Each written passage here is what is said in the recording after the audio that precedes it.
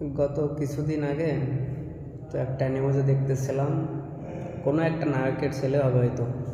তো সে নায়কই বলতেছে তার ছেলে নাকি ভালো মতো বাংলা বলতে পারে না।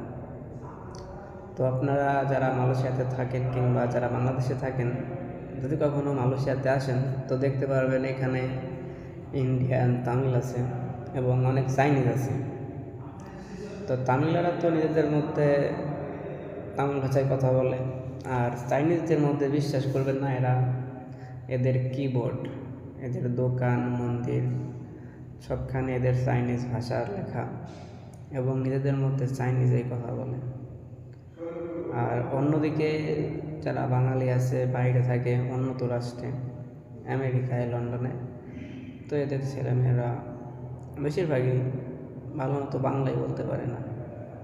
তো আমরা কিন্তু এই ভাষার জন্যই 52 সালে আমাদের ভাইরা রক্ত দিছে।